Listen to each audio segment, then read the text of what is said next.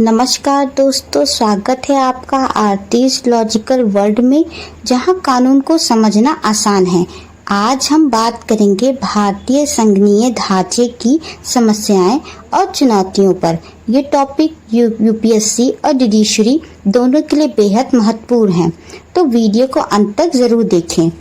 हम सबसे पहले जान लेते हैं संघवाद या फेडरलिज्म क्या होता है।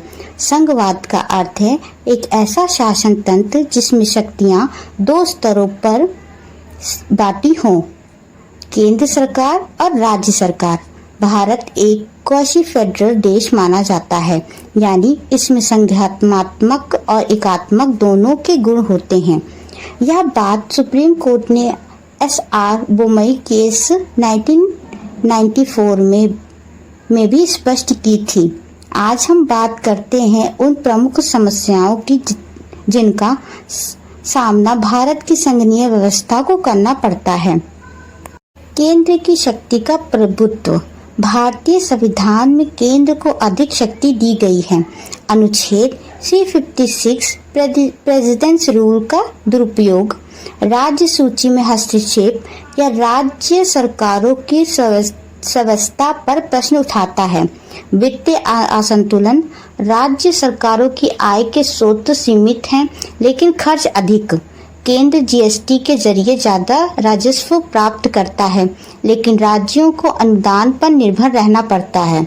तीसरा, राज्यपाल की भूमिका पर विवाद। राज्यपाल केंद्र के द्वारा नियुक्त होते हैं।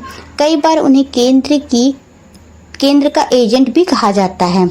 इससे संघीय ढांचे में टकराव पैदा होता है, खासकर जब केंद्र और राज्य दोनों में अलग अलग दलों की सरकार हो। राजनीति टकराव। राज्यों में विपक्षी दलों की सरकारें केंद्र की नीतियों से असहमत रहती हैं। इससे सहयोग में भी कभी कमी आती है और संघीय भावना को चोट पहुंचाता है।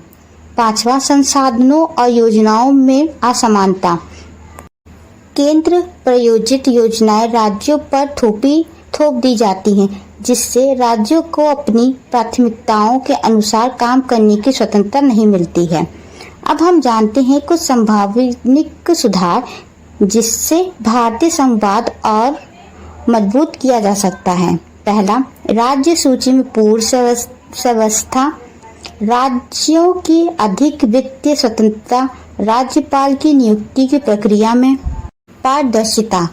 इंटर स्टेट काउंसिल को अधिक सक्रिय बनाना। सहकारी संघवाद को बढ़ावा देना, जैसे नीति आयोग के जरिए सभी राष्ट्रों को समान भागीदारी देना।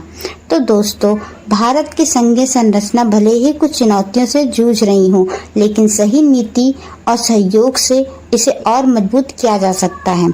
अगर आपको यह वीडियो जानकारी पूर्ण लगा हो तो लाइक करें, कमेंट करें कि आपको सबसे गंभीर चुनौती क्या लगती है, और सब्सक्राइब करें आर्टिस्ट लॉजिकल वर्ल्ड को, जहां कानून बनता है सरल। धन्यवाद। मिलते हैं अगले वीडियो में, तब तक के लिए जय हिंद।